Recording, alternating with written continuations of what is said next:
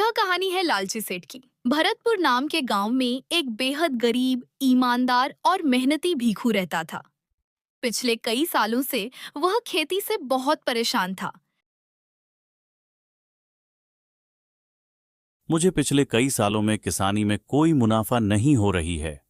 बरसाती फसल में बारिश के चलते और गर्मी में बिना पानी के फसल सही नहीं हो पा रही है, और ऊपर से यह सरकार विष्णुदेव साय ने भी परेशान करके रखी है। लगता है कुछ और काम देखना होगा, ऐसे में घर नहीं चला पाऊंगा।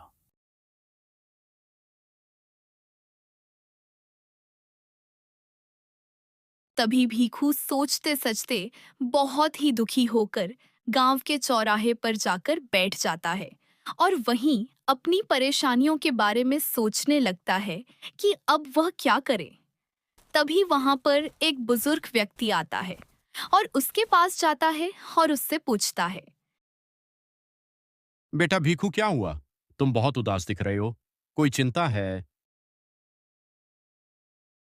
अब आपको क्या बताऊं चाचा, आपको तो पता है पिछले कई सालों में हमारी फसल सही से नहीं हो रही है और घर चलाने को एक भी नहीं है।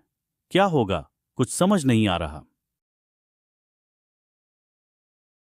ओहो, तो यह बात है बेटा।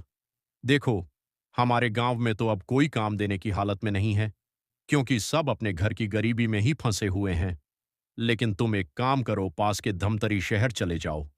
वहां तुम्हें जरूर कोई ना कोई अच्छा काम मिल जाएगा। गांव छोड़ने का मन भारी लगेगा, पर मेहनत करोगे तो भगवान जरूर रास्ता खोलेंगे। हाँ चाचा, आपकी बात सही है। अब शायद शहर जाना ही होगा। चाचा की सलाह से भीखू शहर को निकल जाता है, इस उम्मीद के साथ कि वहां उसे काम मिल जाएगा। शहर पहुंचते ही उसकी मुलाकात सेठ करोड़ी मलंग से होती है। सेठ जी, मैं पास गांव से आया हूँ। मेरा नाम भीखू है। मैं काम की तलाश में आया हूँ। पिछले कई सालों में हमारी गांव की हालत सही नहीं है। क्या आपके पास कोई काम मिल सकता है? भीखू, अभी तो मेरे पास कोई ऐसा काम नहीं है जो मैं दे सकूं। क्या तुम मेरी थोड़ी सी खेती की देखरेख कर सकते हो? अगर कर सकते हो तो कल से ही आ जाना, मगर पैसा सिर्फ महीने में 1,000 रुपये ही दे पाऊंगा। हाँ सेठ जी, क्यों नहीं, मैं कोई भी काम हो कर लूंगा।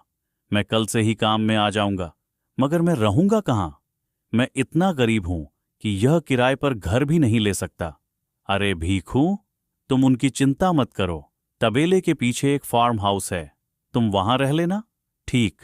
अगले दिन सुबह 6 बजे भीखू काम पर पहुंच जाता है और खेतों की देखरेख में लग जाता है। पर पूरे महीने मेहनत और लगन से अपना काम करता है। एक दिन सेठ उसे बोलता। सेठ जी, आपने बुलाया? हाँ भीखू, तुम्हारे 1 महीने पूरे हो चुके हैं। तुमने पूरी लगन से खेत की देखरेख की है। मैं तुम्हारा पगार अगले महीने से बढ़ा रहा हूं। अभी अपना 1,000 रुपये ले जाओ। धन्यवाद सेठ जी। अगर आप नहीं होते तो मैं दर दर भटक रहा होता। अरे नहीं भीखू, यह पैसा तुम्हारे सच्ची लगन और मेहनत का पैसा है। मैं तो सिर्फ जरिया हूं। भीखू खुश तो था, लेकिन मन में उसे यह चिंता सता रही थी कि उसने जो थोड़ा बहुत पैसा कमाया है उसे सुरक्षित कहाँ रखें, क्योंकि जहां वह रह रहा था वहां चोरी बहुत होती थी। नहीं, मैं ऐसे ही इस टूटे फूटे घर में पैसा नहीं छोड़ सकता हूं। कल ही सेठ से बात करना होगा।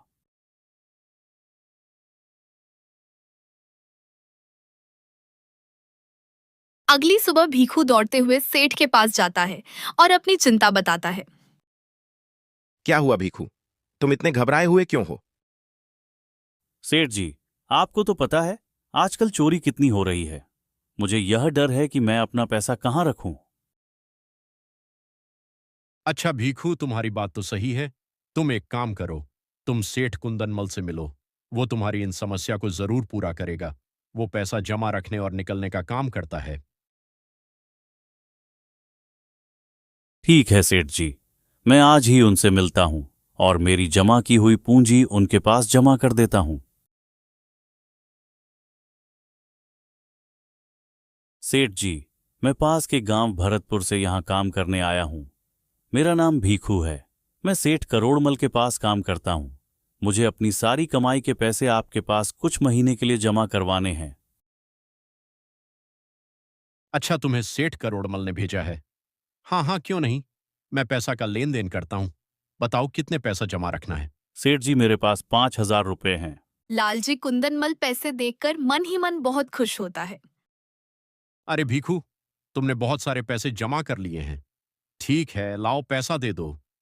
ठीक है भीखू, अब तुम्हें डरने की जरूरत नहीं है। तुम्हारे पैसे मेरे पास सुरक्षित हैं। और भीखू के जाने के बाद अपने आदमी मुरली से कहता है, अरे मुरली, क्या मैं गांव वालों को ईमानदार लगता हूं? मैं ऐसे ही सेठ नहीं बना हूं। कितने लोगों का पैसा खाया है, कितनों को धोखा दिया है, तब जाके आज सेठ हूं।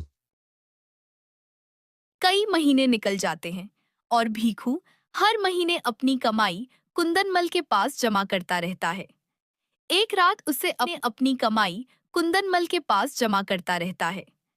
एक रात उसे अपने गांव और परिवार की याद आती है। अरे, मुझे शहर आए कई महीने हो गए हैं। परिवार वालों की भी बहुत याद आ रही है।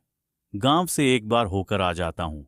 इसी बहाने परिवार वालों को पैसा भी दे दूंगा और सबसे मिल भी लूंगा।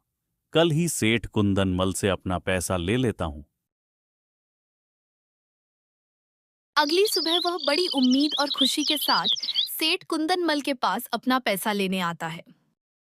नमस्ते सेठ जी, मैं आज अपने गांव जा रहा हूं, इसलिए मैं अपना जमा किया हुआ पैसा लेने आया हूं। अरे भाई मुरली, ये कौन है?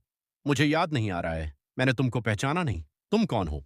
लेकिन कुंदनमल उसे पहचानने से इनकार कर देता है। भीखू हक्का बक्का हो जाता है। सेठ जी, मैं भीख हूं। मैं आपके पास सेठ करोड़मल के कहने पर आपके पास हर महीने पैसा जमा करने आता था। ये आप क्या बोल रहे हैं? कोई पेपर है तुम्हारे पास? कोई लिखित है? मैं बिना पेपर के काम नहीं करता। वह मेरी पूरी जीवन भर की कमाई है। सेठ जी, ऐसा मत करो, मैं बर्बाद हो जाऊंगा। ऐसे इतना मारो कि यह भूल जाए कि इसने कोई पैसा जमा भी किया था। तभी सेठ कुंदनमल अपने आदमियों को बुलाकर भीखू को मारने का आदेश देता है। उसके आदमी मिलकर भीखू को बहुत मारते हैं और बेचारा भीखू रोने के सिवा कुछ नहीं कर पाता। अगली सुबह भीखू दर्द और बुखार से पीड़ित होकर काम पर नहीं जा पाता।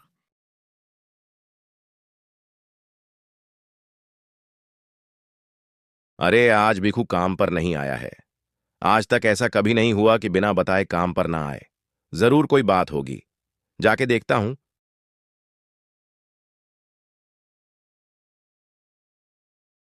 सेठ उसे देखने घर पहुंचते हैं। अरे भीखू, ये क्या हुआ? तुम आज काम पर नहीं आए हैं? अरे सेठ जी, आप क्यों आए? किसी को भेज देते, मैं खुद चला आ जाता। अरे भीखू, कोई बात नहीं, क्या हुआ? तुम आज काम पर नहीं आए? अब क्या बताऊं सेठ जी, मैं कल सेठ कुंदनमल के पास गया था अपना पैसा लेने, लेकिन उन्होंने मुझे पहचानने से ही मना कर दिया और अपने आदमियों से मरवाया भी। मुझे समझ नहीं आ रहा क्या करूं। तो यह बात है। उनकी इतनी हिम्मत, तुम मेरे कहने पर उनके पास पैसा जमा किए हो, तो मैं ही तुम्हें तुम्हारा पैसा वापस दिलाऊंगा। मेरे पास एक तरकीब है। अगली सुबह दोनों सेठ कुंदनमल के घर जाते हैं।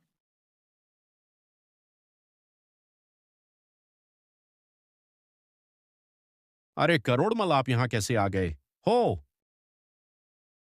करोड़मल पैसे जमा करने की बात करते हैं। भाई सेठ कुंदनमल, कुछ काम से मैं गांव से बाहर जा रहा हूं, तो सोचा अपना 10,000 तुम्हारे पास जमा करते जाऊं।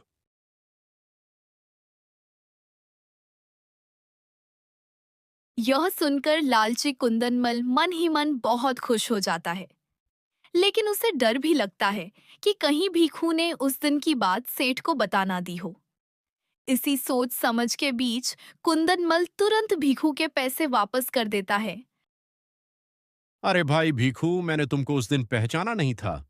आज अपना पैसा ले जाओ, तुम्हें गांव जाना था ना। ताकि करोड़मल को उस पर भरोसा हो जाए और भविष्य में वह उससे ज्यादा पैसा कमा सके। तभी सेठ करोड़मल का आदमी आकर बताता है। सेठ जी, आप जिस काम से बाहर जाने वाले थे वहां से राकेश भाई यहीं आ गए हैं। अब आपको जाने की जरूरत नहीं पड़ेगी। अरे भाई सेठ कुंदनमल, ये तो अच्छा हुआ। मुझे अब बाहर जाना नहीं पड़ेगा। ठीक है, फिर कभी जरूरत होगी तब आऊंगा। अभी चलता हूं। यह सुनते ही करोड़मल पैसा जमा करने का इरादा छोड़कर वहीं से चले जाते हैं। ये सब देखकर सेठ कुंदनमल हक्का बक्का रह जाता है और पछताने लगता है कि लालच में वह बड़ी रकम से भी हाथ धो बैठा। कहानी का संदेश, मेहनत और सच्ची लगन से कमाया हुआ पैसा और काम ही हमेशा टिकता है। बेईमानी और लालच का पैसा कभी नहीं टिकता। तो दोस्तों और प्यारे बच्चों, अगर आपको हमारी कहानी अच्छी लगी और अपने माता पिता से सच में प्यार करते हो तो चैनल सब्सक्राइब और वीडियो को लाइक करना मत भूलना।